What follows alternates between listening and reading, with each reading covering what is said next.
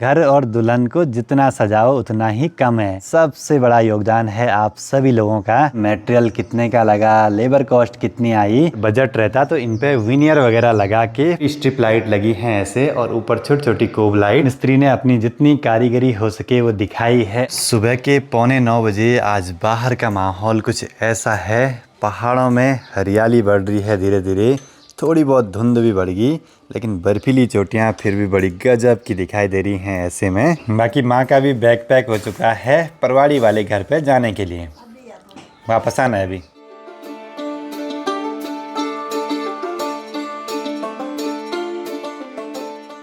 तो सबसे पहले आप सभी को मेरा प्यार भरा नमस्कार। मेरा नाम है आलोक राणा और स्वागत है आप सभी का देवभूमि उत्तराखंड के मधमहेश्वर घाटी के इन खूबसूरत पहाड़ों से। घर पे तो आजकल माहौल बिल्कुल सुनसान सा हो रखा है, क्योंकि लगभग जितने काम होने थे यहाँ पे पूरे हो चुके हैं। पेंट, फर्नीचर, टाइल्स, पत्थर, जितना भी काम होना था। बहुत लोग पूछते भी हैं और बहुत लोगों को उत्सुकता भी रहती है कि घर पे जो भी हमने इंटीरियर वगैरह का काम करवाया है, जिसमें कि बेड, अलमारी वगैरह बनवाए हैं, तो उन पे टोटल कॉस्ट कितनी आई है, मटेरियल कौन सा यूज़ करा। हमारे घर पे एक ग्राउंड फ्लोर है जिस पर कि हम रहते हैं, और एक हमने फर्स्ट फ्लोर ऊपर बनाया है जिसमें कि यहाँ पे हमने 3 बेडरूम बनाए हैं। काम तो लगभग पूरे हो चुके हैं, बस ये रेलिंग का काम यहाँ थोड़ा सा टाइम लगेगा इसमें। बाद के इन फिनिशिंग के कामों में सबसे ज़्यादा टाइम लगा है इंटीरियर वगैरह के काम में। तो एक एक कमरे से शुरुआत करते हैं और देखते हैं हमने क्या क्या चीज़ें बनवाई हैं। सबसे पहले तो ये मेन दरवाज़ा जो कि बना है तुन की लकड़ी से, और अंदर जो मेन दरवाज़ा है ये बना हुआ है बोर्ड का, जिस पर कि हमने बाहर से ये माइका लगाई है। वैसे अगर बजट रहता तो इन पे विनियर वगैरह लगा के पॉलिश करवा सकते थे, लेकिन माइका में सस्ता भी पड़ जाता है, मजबूत भी रहता है और अच्छा भी रहता है। मतलब कि हमने कम खर्चे में अच्छा काम करवाने की पूरी कोशिश करी है अपनी तरफ से। बाकी दरवाजे की चौखटें हैं डबल पताम वाली, ये हैं जापानी चौखट। पर इनको लाने से पहले ना मेरे पुराने वीडियोस ज़रूर देखना कि क्या क्या इनमें लाने से डिसएडवांटेज हैं, क्या क्या अच्छाइयाँ हैं, सब चीज़ें बता रखी हैं मैंने। बहुत आफतें हुई हैं इनके साथ। बाकी अब रूम में एंटर करते ही सबसे पहले सामने पे यहाँ पे दिखाई देता है ये बड़ा सा, इसको टीवी पैनल भी बना सकते हैं, स्टोरेज भी बना सकते हैं। यहाँ पे शोकेस वगैरह भी बने हैं और नीचे सामान रखने की बहुत सारी जगह हैं, जिसमें कि पूरे ट्रॉली बैग, सर्दियों के कपड़े, सारी कुछ चीज़ें आ सकती हैं। बाकी पास में ये बड़ी सी कबर्ड, तो इस पर भी लॉक रखा हुआ है। अंदर एक यहाँ पे हमने ड्रॉवर भी दी है, जिसमें कि कुछ भी सामान रख सकते हैं।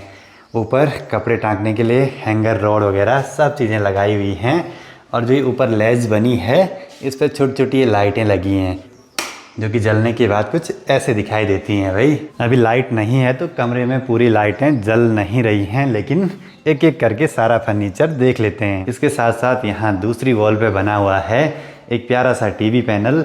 पीछे पूरी स्ट्रिप लाइट लगी हैं ऐसे, और ऊपर छोटी छोटी कोब लाइट, और इसमें ना कुछ छोटे छोटे ड्रॉवर भी हैं जिसमें कि कुछ सामान वगैरह रख सकते हैं आसानी से, कोई दिक्कत नहीं होगी। और तीसरा सबसे मेन, यहाँ पे एक 6 बाई 6.5 का बेड बना हुआ है। अभी इसके लिए गद्दे, चादर, कंबल वगैरह ले आनी बाकी हैं। साथ ही बेड का डिज़ाइन कुछ ऐसा है, सिंपल सोबर सा। अभी तो यहाँ से पन्नी भी नहीं निकाली भाई। बाकी नीचे मार्बल टेक्सचर, ऊपर वुडन कलर की पट्टियाँ लगाई हैं। साथ में कॉर्नर बेड है, तो उसके साथ बस एक साइड टेबल, यहाँ पे लैंप वगैरह लगे हुए हैं। इधर साइड की बात करी जाए तो खिड़कियों पे अंदर से हैं जाली वाले पल्ले और बाहर है कांच वाला पल्ला, जिसको खोल सकते हैं और यहाँ से ठंडी ठंडी हवाएं भी आती हैं। तो ये भी काम लगभग कंप्लीट है भाई यहाँ पे। इसके साथ साथ हर कमरे में अटैच वॉशरूम की सुविधा भी है, तो वॉशरूम में भी लगभग सैनिटरी फिटिंग तो हो ही चुकी है। उसके साथ साथ जो ये दरवाज़ा है ना, ये भी सेम वही फ्लश टूर बना हुआ है, जिस पर कि बाहर से माइका लगी है और ऐसे कुछ टी पट्टी का डिज़ाइन लगाया हुआ है। बाकी हर रूम में ऐसे कुछ जिप्सम वाली सीलिंग करी गई है, जिसके कोब में हमने LED लाइट रखवाई हैं, जिससे कि पूरा कमरा अच्छे से चमचमाने लगता है। और ऊपर वाले फ्लोर में सबसे ज़्यादा काम इसी कमरे में हुआ है, क्योंकि यहाँ पे एक टीवी पैनल एक्स्ट्रा बनवाना पड़ा। अब चलते हैं दूसरे वाले कमरे में। इस वाले कमरे में भी सेम वैसे ही कुछ काम हुआ है। साथ ही इसमें बेड की डायरेक्शन इस साइड है, तो यहाँ भी 6x6.5 का बेड बना हुआ है, जिसमें कि एक साइड से साइड टेबल लगी हुई है, उस पर लैंप भी है और इसके साथ साथ यहाँ अटैच वॉशरूम भी है और उस पर भी सेम ऐसे कुछ फ्लश डोर लगा हुआ है, सेम वही डिज़ाइन का। बस इसमें टीवी पैनल अलग से नहीं बनाना पड़ा। यही वाली जो स्टोरेज यूनिट है इसके सेंटर में यहाँ पे टीवी लग जाएगा। तो ये मल्टीपर्पज़ हमने इसको बनाया है, सारे काम इससे ही हो जाएंगे। अब चलते हैं तीसरे कमरे में। यहाँ भी सेम वही डिज़ाइन, पास में 6x6.5 का बड़ा सा डबल बेड, जिसमें कि एक साइड से साइड टेबल रखी हुई है और बेड के ठीक सामने पे ये स्टोरेज यूनिट, जिसमें कि यहाँ पे बड़ी सी कबर्ड, डेकोरेटिव आइटम्स वगैरह रखने का भी है, नीचे सामान रखने का, और यहीं पे अपना टीवी भी लग जाएगा। साथ ही यहाँ पे अटैच वॉशरूम वगैरह, जिसमें कि सारी फिटिंग्स वगैरह हो चुकी हैं लगभग। और ये दरवाजे भी सेम वही फ्लश डोर, जिसपे कि टी पट्टी से कुछ ऐसे डिजाइन करा हुआ है। और मेन दरवाज़ा भी वही, बाहर से जाली वाला पल्ला, अंदर से ये फ्लश डोर, जिसपे कि हैंडल लॉक वगैरह सब चीज़ें इंस्टॉल हो रखी हैं, टी पट्टी से कुछ ऐसे डिजाइन निकाला हुआ है। और कलर ये हमने रखा है गोल्डन ब्राउन। गोल्डन ब्राउन में थोड़ा सा वाइट मिला के थोड़ा सा उसको लाइट कलर में बना दिया है।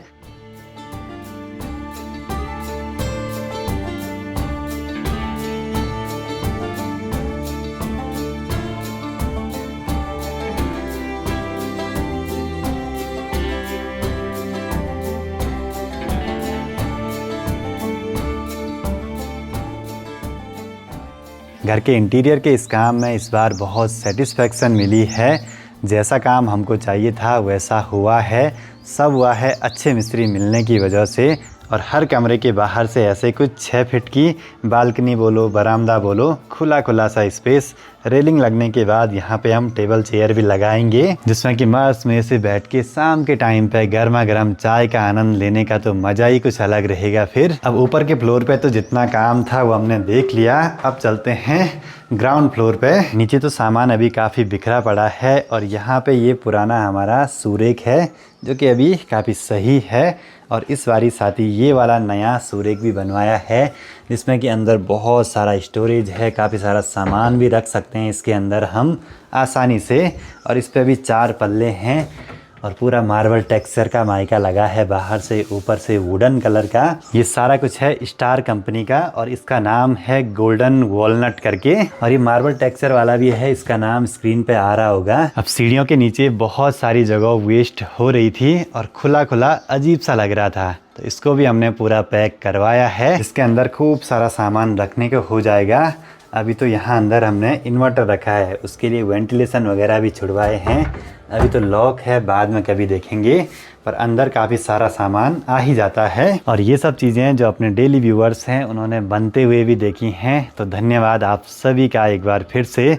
आप लोगों के प्यार और सपोर्ट की वजह से ही ये सब चीज़ें पॉसिबल हो पाई हैं। अब मिस्त्री घर पे आए हुए थे तो कुछ काम हमने यहाँ नीचे वाले फ्लोर पे भी करवाए हैं, जैसे कि अपने कमरे में सोचा भी नहीं था कि सबसे ज़्यादा काम होगा, लेकिन कराते कराते हो ही गया भाई बहुत सारा काम। और अपने इस रूम में एंटर करते ही सामने पे दिखाई देती है बड़ी सी वार्डरोब, पास में ही 6x6 का बेड। ये छोटा बना है क्योंकि गद्दा हम पे पुराना वाला था। पीछे पूरी वॉल पे हमने ऐसे कुछ पैनलिंग करवाई है सिल्वर प्ले बटन की जगह। साथ ही पास में एक शोकेस बनवाया है अच्छा सा। साथ ही यहाँ पे अपना कंप्यूटर टेबल, जो कि इस बारी पूरा रेनोवेट करा है अच्छे तरीके से। और खिड़की और दरवाजे की चौखटों पे ऐसे कुछ प्लाईवुड से पैनलिंग वगैरह करी है। उसके बाहर से वही गोल्डन वॉलनट की माइका लगा के उसको अच्छे से फ़ोटो फ्रेम में ले लिया है। इसको बोलते हैं पैनलिंग करना। अब यहाँ पे एक पर्दा लगने वाला है रोलिंग वाला, वो बाद में लगेगा। यहाँ मिस्त्री ने अपनी जितनी कारीगरी हो सके वो दिखाई है अच्छे तरीके से। और मेरी ज़रूरत के हिसाब से ये पूरा कमरा फिर से रेनोवेट करा हुआ है। ऊपर छत पे हमने पूरी सीलिंग करवाई प्लेन वाली, क्योंकि यहाँ छत की हाइट ज़रा कम थी, जिस वजह से प्लेन ही करवाई। बस लाइट के साथ थोड़ा बहुत खेला है हमने। सारी लाइटें जलाने के बाद कमरा कुछ ऐसे जगमगाने लगता है अच्छे तरीके से। ऊपर सीलिंग पे काफ़ी सारी लाइटें हैं, ये पूरी LED स्ट्रिप। पास में ही शोकेस बना हुआ है, जिस पर कि बाद में अपने कैमरे गैजेट्स वगैरह रख सकता हूँ आसानी से। साथ ही यहाँ भी बेड का सेम ऐसे कुछ डिज़ाइन है। मार्बल टेक्सचर की माइका के साथ हमने वुडन कलर की पट्टियाँ डलवाई हैं, वही सेम ऊपर की फ्लोर की जैसा डिज़ाइन। सबसे मेन तो यहाँ पे अपनी ये वार्डरोब है जो कि पूरी हमने इस बारी छत तक टच करवाई है। और सबसे खास बात कि यहाँ पे हमने बड़े बड़े से हैंडल यूज़ में ले आए हैं जो कि लगभग हैं 2 फीट के आसपास। और खोलते ही अंदर देखिए खूब सारी LED प्रोफाइल लाइट लगवाई हैं जिससे कि पूरी अलमारी में एक अलग ही चमक आ रही है। इससे अभी तो खाली खाली लग रही है, समय के साथ साथ धीरे धीरे अलमारी भी भर जाएगी भाई। और नीचे वाला एरिया हमने रखा है 7 फीट की हाइट तक। ऊपर वाला जो लॉफ्ट का एरिया है पूरा छत तक टच करा हुआ है जिससे कि खूब सारा सामान हम इसमें रख सकते हैं। और ये सारी चीज़ें हमने प्लान करी हैं जगह और अपनी ज़रूरत के हिसाब से। मुझे यहीं पे सोना भी है, अपना काम भी करना है, स्टोरेज के लिए भी जगह चाहिए और बड़ी सी अलमारी हो तो सारा सामान वगैरह इसी के अंदर आ जाएगा। तो इस हिसाब से इसको प्लान करा है। और जितने भी हमने अभी तक रूम दिखाए आपको ये मात्र हैं 10 बाई 12 के। उसी में सब कुछ अपनी ज़रूरत के हिसाब से इंटीरियर वगैरह का काम करवाया है। पहले तो प्लान था कि जो अपने कमरे में पुरानी अलमीरा है उसको ही रेनोवेट करना है और जो ये पुराना बेड है इसको भी रेनोवेट करने का प्लान था, लेकिन रेनोवेशन में भी खर्चा काफ़ी आ रहा था तो फिर सोचा कि नया ही बनवा देते हैं। बार बार तो ये चीज़ें बनवाएंगे नहीं। अपने रूम की जो अलमीरा थी वो शिफ्ट कर दी और ये यहीं रहेगी। इसमें भी खूब सारा स्टोरेज है। पहले कुछ ऐसे डिज़ाइन की अलमीरा थी। साथ ही मिस्त्री ने छोटे छोटे 2 साइड टेबल भी बनवाए हैं नीचे के कमरों के लिए, जिसमें कि 2-2 ड्रॉवर लगे हुए हैं खूब सारा सामान वगैरह रखने के लिए। और ये वाले कमरे तो ज़्यादा खुलते हैं नहीं, जब कोई मेहमान आते हैं तभी खोले जाते हैं। अब पापा जी प्रेस तो खूब करते हैं अपने कपड़ों पे, तो उनके लिए एक ज़रूरी सी चीज़ बनवाई है इस वाली जगह पे, ये फोल्डेबल टेबल जो कि खुलने के बाद कुछ ऐसी हो जाती है भाई, सीधे लॉक हो जाती है और इसके ऊपर से कपड़े वगैरह प्रेस कर सकते हैं। अब छोटी मोटी सेमी मॉड्यूलर किचन तो हमने आज से करीब 3 साल पहले ही बनवा दी थी। उस समय जो मिस्त्री मिला उनसे ही बनवा दिया। थोड़ा बहुत कुछ गलतियां हो रखी थी वो भी सुधरवाई। उसके साथ साथ थोड़ा बहुत इस बारी मटेरियल बच रहा था तो मैंने बोला वेस्ट नहीं करना है। उसका भी हमने किचन में यहाँ ये कैबिनेट तो बने थे और इसके साथ साथ ये कुछ ऐसे वाले कैबिनेट बनवा दिए जिसमें कि खूब सारा स्टोरेज है अंदर। अपनी ज़रूरत के हिसाब से यहाँ पे सामान रख सकते हैं। और नीचे लगे हैं यहाँ पे जी हैंडल। मटेरियल बचा रहे या कहीं गलत जगह पे लग गया तो वो भी बेकार है, उससे बढ़िया यहाँ पे यूज़ में आ गया तो सबसे बढ़िया बात है भाई। अब काम तो हमने करवा दिया, सबसे बड़ी बात आती है कि यहाँ पे मटेरियल कितने का लगा, लेबर कॉस्ट कितनी आई, पूरा फर्नीचर वगैरह का काम करवाने में। सारा कुछ अपने इस डायरी में यहाँ पे मैंने नोट करके रखा हुआ है भाई। अब सबसे मेन बात है कि मटेरियल हमने कौन सा लगाया है। हमने यहाँ पे जो बेड वगैरह हैं वो प्लाईवुड से बनाए हैं। स्टोरेज वगैरह की जगह सारा कुछ HDHMR बोर्ड से बना है और उसके साथ साथ जो अपनी अलमारी बनी है उस पर जो पल्ले हैं वो पूरे ब्लॉक बोर्ड से बने हैं 19 mm के। और माइका सारा यूज हुआ है स्टार कंपनी का। बाहर से हमने 1 mm की थिकनेस का लगाया, अंदर 0.8 mm का। अब बात करते हैं कि जो भी हमने अंदर टीवी पैनल, बेड, अलमारी, शोकेस, सूरेक वगैरह जो भी चीज़ें बनवाई हैं उनमें टोटल जो मटेरियल लगा है जिसमें कि प्लाईवुड, कील, हीटेक्स, फेविकॉल, एज बेंडिंग टेप, बहुत सारी चीज़ें बारीक बारीक, वो सारा कुछ आया है लगभग 3.25 लाख के आसपास का, जो कि हम सामान कुछ देहरादून से ले आए और कुछ हमने ऊखीमठ से लिया। जब लास्ट में थोड़ा बहुत कम पड़ा तो यहीं से लेना पड़ा। और उसमें जो मिस्त्री ने अपनी बनवाई ली है लगभग 2.25 लाख के आसपास, मतलब कि इंटीरियर के काम पे लगभग 6 लाख रुपए के आसपास लगे हैं। उसके साथ साथ जो खिड़की दरवाजे हमने बनवाए हैं इनका फिटिंग चार्ज और इनका जो भी है वो अलग है, लगभग 1 लाख रुपए के आसपास। सारा कुछ ये डोर क्लोजर, स्टॉपर वगैरह लगवा के तो वो सब चीज़ें लगी हैं भाई यहाँ पे। वैसे ना ये अंदर इंटीरियर के काम में जो फर्नीचर हमने बनवाया है इसको हम बहुत सस्ते में भी ले सकते थे मार्केट से, बने बनाए बेड, बनी बनाई अलमारियाँ। लेकिन एक दिक्कत सबसे ज़्यादा रहती है उनमें, पता नहीं चलता है कि अंदर कैसा मटेरियल लगा है, किस थिकनेस की प्लाईवुड लगी हैं, कौन सी कंपनी की लगी हैं, कैसा उसमें एडिसिव यूज हुआ है माइका चिपकाने के लिए। वो बस बाहर से चमकते हैं लेकिन बाद में 2-4 सालों में ही ख़राब हो जाते हैं। इसीलिए अपनी हिसाब का मटेरियल ले आओ, जैसा आपको चाहिए घर पे बनाओ। थोड़ा सा दिक्कतें तो रहती हैं, टाइम लगता है, धूल धूल सी होती है, लेकिन बनता जगहों के हिसाब से, अपनी ज़रूरत के हिसाब से सब कुछ बढ़िया है बाद में। अब इन सब चीज़ों के रेट मैं इसलिए बताता हूँ कि अगर आप में से भी कोई लोग ये काम करवाना चाहते हैं तो ये सब करवा सकते हैं। बाकी मिस्त्रियों ने जो भी यहाँ पे काम किया है वो स्क्वायर फीट के हिसाब से किया है। डिपेंड करता है जगह के हिसाब से, कहाँ पे किस लोकेशन पे घर बन रहा है। शहर में होगा तो थोड़ा सा सस्ता बनता है, पहाड़ में आते ही थोड़ा सा कॉस्ट बढ़ जाती है। फिर डिपेंड ये भी करता है कि कैसी फिटिंग उसमें यूज़ हो रही है। महंगी फिटिंग यूज़ होगी तो उसकी जो लेबर कॉस्ट है वो भी महंगी चली जाएगी। बाकी माँ भी पहुँच चुकी हैं, परवाड़ी वाले घर के काम निपटा के आज यहीं पे आई। सिर्फ माँ ही घर में ऐसी थी जो बोली थी कि बाज़ार से बने बनाए बेड ले आओ, अलमारी ले आओ, घर पे मत बनाओ। बोला ऐसा क्यों? बोल घर पर भी बहुत सारा खर्च हुआ। हाँ, आफत धूल दाल, हम पर आफत आ गई सफाई करते करते। पहाड़ में सबसे बड़ी दिक्कत मटेरियल कॉस्ट सबसे ज़्यादा हो जाती है। जैसे छोटा सा एक उदाहरण देखिए, ऋषिकेश में जो ईंट हमको 8 रुपये की पड़ी दुकान पे, यहाँ आते आते वो लगभग 14.5-15 रुपये के आसपास पड़ रही है घर तक। उसमें ट्रक का भाड़ा, ट्रक से नीचे उतारने का भाड़ा, रोड से यहाँ तक लाने का भाड़ा, सब चीज़ें लगा के बहुत महंगा पड़ता है भाई, क्या ही बोलें। इसीलिए मैं कहता हूँ आसान नहीं है पहाड़ों में घर बनाना। अब यो किचन बड़ो हुए अब चुप रहो, ये कहता छे कि हुए माँ बोली एक लकड़ी वाला किचन बनाना है। बेटी तो बने आराम मन सरीलो था भाई। मॉडलर किचन में खड़े खड़े थोड़ा सा सही नहीं लगता ना खाना बनाना। तो ये सब कुछ था भाई। बहुत सारे लोगों के कमेंट्स भी आते थे इसके रिगार्डिंग कि बताइए कितनी लेबर कॉस्ट आई, कितना का सामान लगा, क्या क्या मटेरियल यूज़ करा। अब बस घर तो बना दिया है हमने, लेकिन इस पर अभी छोटे मोटे बहुत सारे काम बाकी हैं। सबसे मेन तो ऊपर जो ये बरामदा है या बालकनी है, इसमें हमने एसएस की रेलिंग करवानी है, वो भी ग्लास के साथ। थोड़ा सा उसमें टाइम लगेगा क्योंकि कॉस्ट उसकी बहुत ज़्यादा जा रही है। दूसरा सबसे मेन काम साइड की इन 2 खिड़कियों पर टफन ग्लास लगाना। तीसरा ज़रूरी काम गेट के कॉलम की टाइलें वगैरह लगवाना अच्छे से। और उसके बाद सबसे मेन अगला काम ऊपर कमरों के लिए जो भी अंदर का मेन सामान है, गद्दे, तकिए, चादर वगैरह, वो सब चीज़ें खरीदना भाई।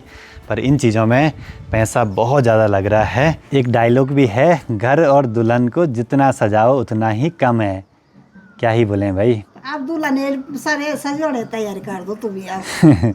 बाकी अब कई लोग ये भी बोलेंगे कि फालतू का पैसा वेस्ट कर दिया घर पे। कई लोग बोलते हैं कमेंट में कि ज़्यादा पैसे आ गए। ऐसा कुछ भी नहीं है। अगर ज़्यादा ही पैसे होते ना तो आज तक कब का ये घर बन भी जाता। पर जैसे जैसे बजट बना उस हिसाब से हमने काम करवाया। देखते हैं भाई कब तक और बचे हुए सारे काम पूरे हो पाते हैं। और इसमें सबसे बड़ा योगदान है आप सभी लोगों का। बहुत बहुत धन्यवाद आपके इतने प्यार और सपोर्ट के लिए। माँ कुछ कहना चाहेंगी? बहुत बहुत धन्यवाद जो लोग इतने प्यार सपोर्ट करते हैं बच्चों के लिए। हाँ, उनके बच्चे भी ऐसे ही मकान बनाए, हाँ, खूब तरक्की करें, खूब तरक्की करे और मम्मी पापा के लिए बहुत खुशी मिली। और दिन बढ़ने के साथ साथ देखिए खूब सारे बादलों ने ऊपर की चोटियों को ढक दिया है। पर एक सबसे बड़ी दिक्कत की बात, सामने के इस वाले पहाड़ से भी सारी बर्फ़ लगभग पिघल गई है। एक जगह पे नीचे रहेगी किसी गद नदी में वहाँ। और सामने बिसुड़ी ताल वाले पहाड़ से भी लगभग बर्फ़ पूरी पिघल चुकी है भाई। बहुत थकान लग जाती है घर बनाने के काम में। जिन्होंने बनाया होगा ना उनको एहसास होगा इस चीज़ का। पर ना मतलब एक ऐसी प्रोसेस है ना, बहुत कुछ सीखने को मिलता है, जानने को मिलता है, दौड़ भाग होती है, दिक्कतें आती हैं, पर जब बनता है ना सुकून भी फिर अलग ही लेवल का रहता है। जे ईंट ओढ़ी जो बजरी ओढ़ी सीधा शरीर उल्टी मुड़ा बढ़िया। वैसे लंच का टाइम हो चुका है, लेकिन पहाड़ों में चाय पीने का मज़ा ही कुछ और अलग है। इन खूबसूरत पहाड़ों के सामने साथ में बर्फ़ी की टुकड़ी। आज सब थके हुए हैं घर पे कल की दिन भर की मेहनत भरे काम से।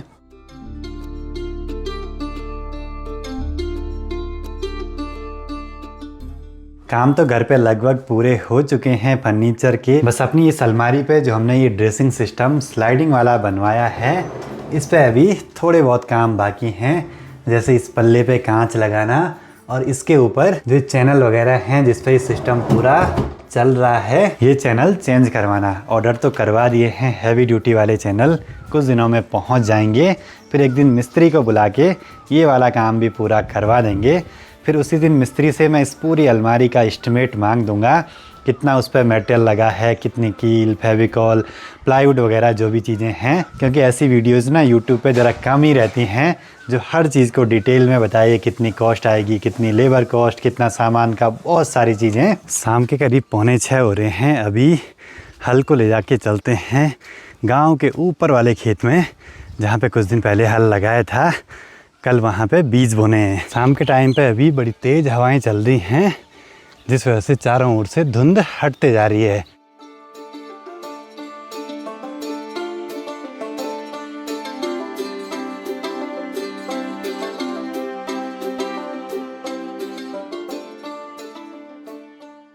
गांव काफ़ी नीचे रह गया और मैं पहुंच चुका हूं भुतकंडा खोला में, जहां देखो वहां सिर्फ हरियाली ही हरियाली और पेड़ पौधों पे नई नई कोंपले।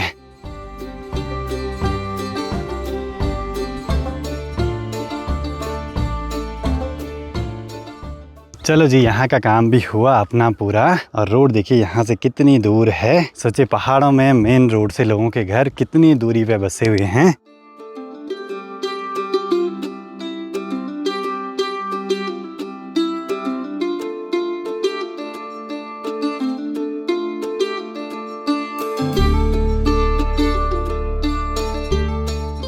बाकी ठीक सामने पे है माँ गिरजा भवानी का मंदिर, जो कि गांव के ऊपर की तरफ है। और इनके ही नाम से हमारे गांव का नाम आज गिरिया है। गिरिजा से गिरिया हो गया। शाम के 7:15 हो रहे हैं। घर पे अभी पहुंच गए। अभी थोड़ा सा गया था गांव में ऊपर अंदाजी लोगों के घर पे। बाकी आजकल 7 बजे के आसपास हो रहा है बाहर अंधेरा, मतलब कि दिन इतने बड़े होने लग गए हैं। बाकी अब सुबह सुबह कल उठ के जाना है ऊपर, जहाँ पे हल रखा है वहाँ पे बीज बोने के लिए।